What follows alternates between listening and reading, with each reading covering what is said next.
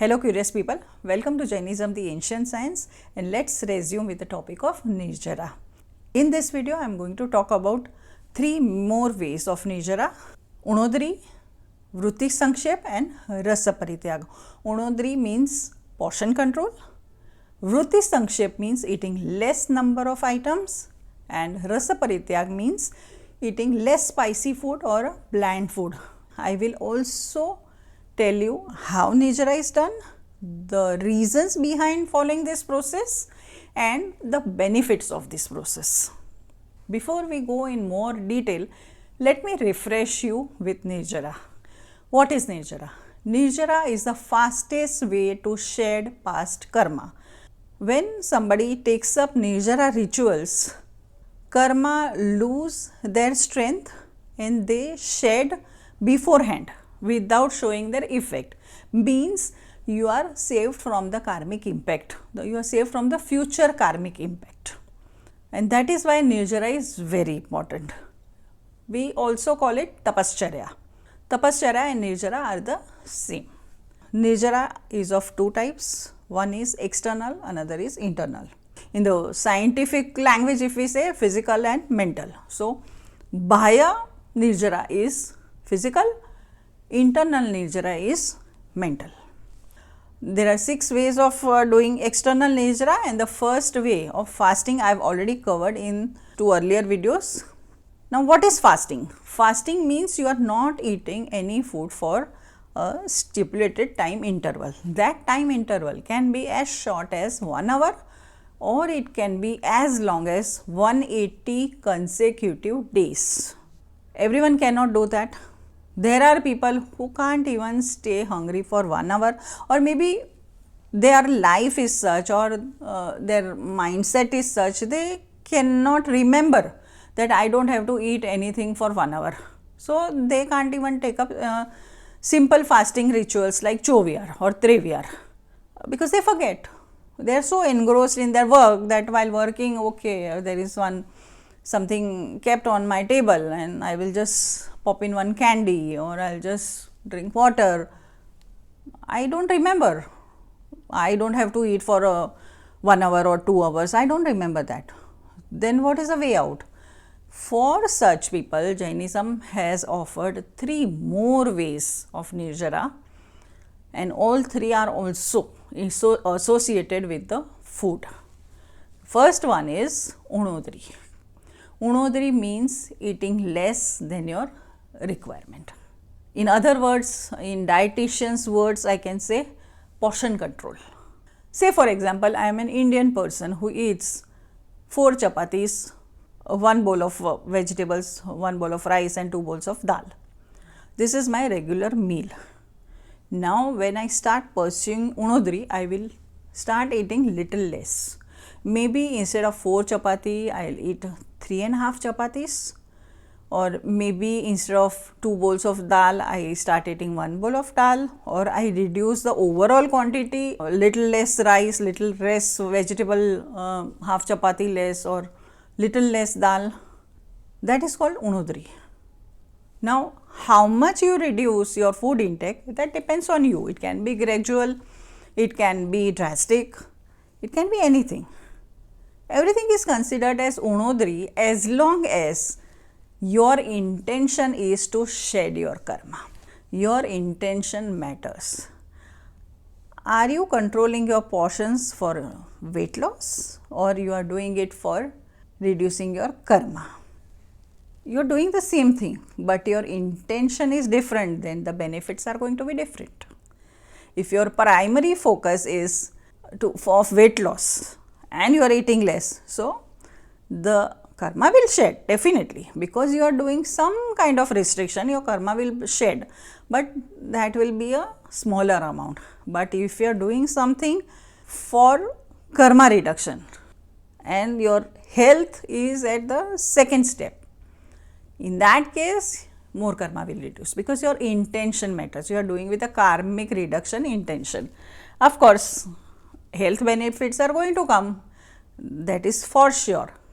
So, it is very important to set your priority, do something with conscious efforts. So this was with food, which is for a layman. Now Unodari for Jain monks is extended to their clothes also and the number of utensils they keep. Generally, as per the sects, there are certain rules that this many number of clothes can be kept, this many number of utensils can be kept by a Jain monk. If you know the Digambar Sampradaya, then they don't keep anything, they don't even wear clothes, they just have one water jug, nothing else. So these are the different ways of Unodari. This is called Dravya Unodari, means you are limiting your food, you are limiting your apparels, you are limiting the number of utensils or number of things you keep, typically for the Jain monks. So this is Dravya Unodari, means associated with the things. Then there comes Bhav Unodari. Bhav Unodari means you are controlling your negative emotions. If you are feeling angry but you don't burst out, you take a pause, let your anger subside and then you react. Of course you are going to react, but little milder version of your anger. Similarly goes for the other negative emotions like deceit or greed. So here you are dealing with emotional Unodari, consciously. You are reacting consciously, you are trying to get detached from your emotions, trying to make them milder. So that is also a kind of Nirjara or Tapascharya. Then comes the second Nirjara, Vrutti-sankshep. Vrutti-sankshep means being happy in limitations. Say, I've gone for a wedding, there is a nice big buffet spread, there are 50 items and there are multiple cuisines. Is Indian food and Italian food and Chinese food and Japanese food and whatnot, continental food. So when I go for that wedding, I decide that today I will stick to only Italian food items or only Indian food items. That is a Vrutti-sankshep. You are offered many things, but you don't take them. That is Vrutti-sankshep. There are radical Jains who decide in the morning only. Today in my plate, there will be only 5 items. And by chance, if they go to somebody's house and there are 7 items made, say 2 types of vegetables, 2 types of snacks, some salads, some curd, this, that. Then they will select. I am today allowed only 5 items. It's a self-imposed restriction. Nobody has told them. You have to decide yourself.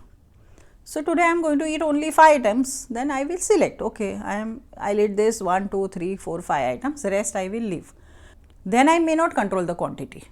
I will eat as much as I want. But I am restricting the number of items. That is called Vrutti-sankshep. Then the third one is Rasa-parityag. We like tasty food, some of us like spicy food, some people like cheese and ghee and butter and desserts. Those are all rich foods, rich with taste, rich with ingredients. There are so many ingredients put inside, everything is balanced. Yeah, you know those Michelin star restaurants, they take so much care in putting the ingredients. It's a rich food. But there are some who would prefer simple food, what they call sattvic food or vegan food. I am not going to eat any dairy products. Of course, vegetarianism is the first step to Jainism. You have to be having vegetarian food, but in India, milk products are allowed. Traditionally, we consume milk, curd, ghee, paneer, all these things we Jains consume. That is allowed. We are not vegans. The definition of dairy in India is different. Internationally, they considered eggs as dairy products. We don't. In India, we don't consider that. Or maybe there are multiple spices we use, garam masala and clove and garlic and onion, and of course, strict Jains, those who follow Jain food, they don't eat root vegetables, but not every Jain family follows this. There are various spices you use for making your food more tasty. When you decide to leave certain ingredients so that the food becomes little less tasty, maybe bland, then it is called Rasa-parityag. The best example would be Ayambil. The Jains who do Ayambil, they just eat one meal per day, and their meals are, they don't contain any ghee or any fat, any oil, no sugar. So all these restrictions are there. So that is Rasa-parityag. Even having vegan food I will consider as Rasa-parityag, because you are leaving all the dairy items. You are purely depending on plant food. So to understand this better, I will also give an example of Chakravartis.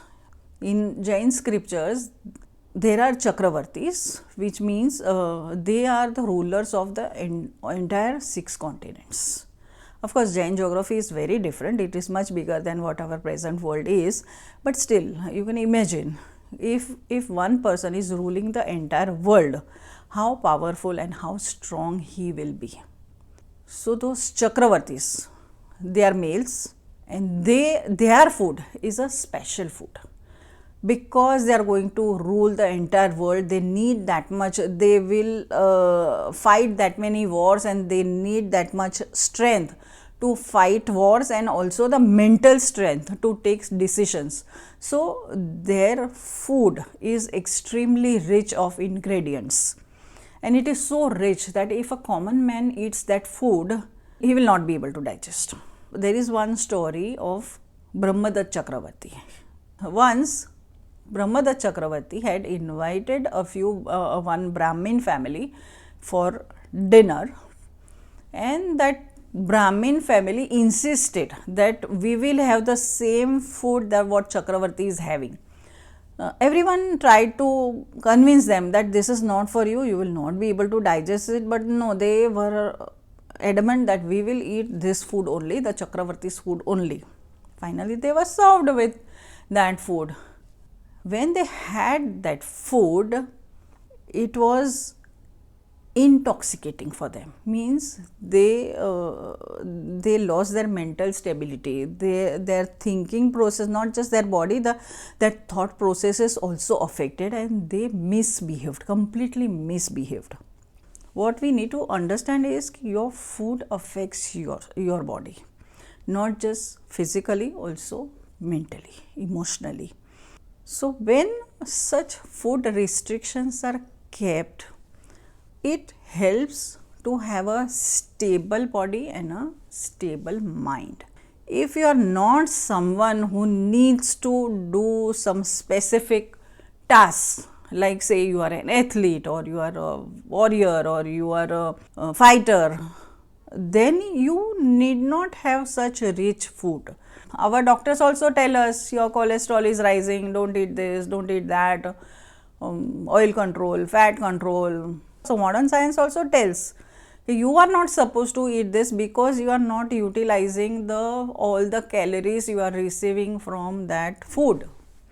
Now I have already discussed 4 ways of Nirjara, and all 4 of them are associated with food. First one was fasting, which was not eating anything. Second one, Unodari, eating less. Third one, Vrutti-sankshep, less number of items. And fourth one, Rasa-parityag. All 4 of them are associated with food. Why? Definitely that question must come. When we have body, and there are many other things we do with the body, then why so much emphasis on food? This is also very interesting. Our body gets nourishment through food.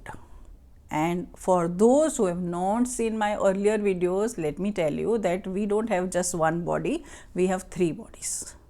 Everyone has at least 3 bodies.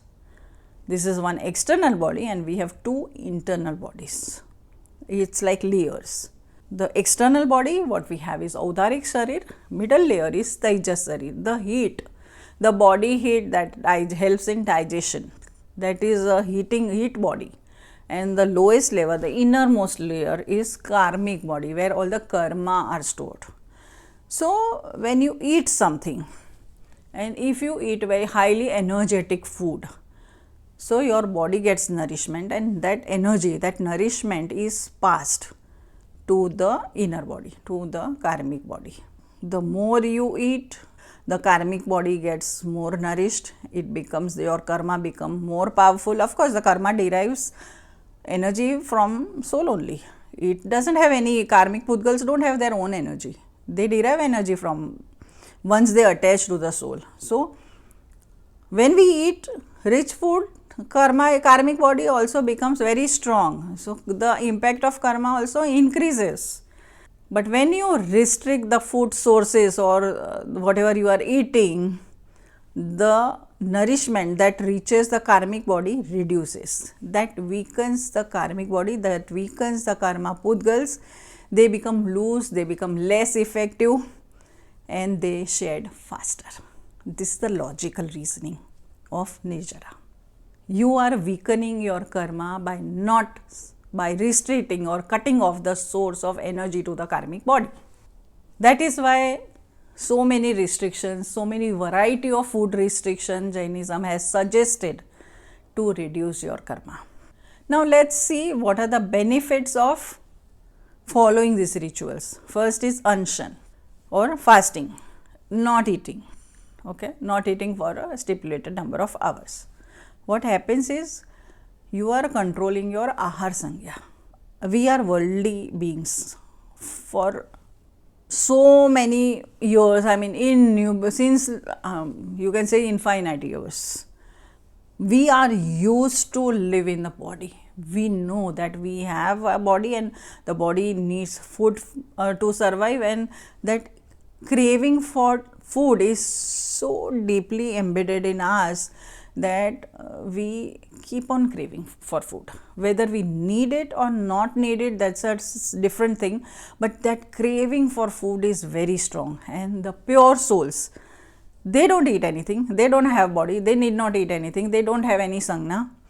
So by doing these things, we are training our souls for the higher spiritual level. You have to reach there. You have to be anahari. You don't have to eat anything.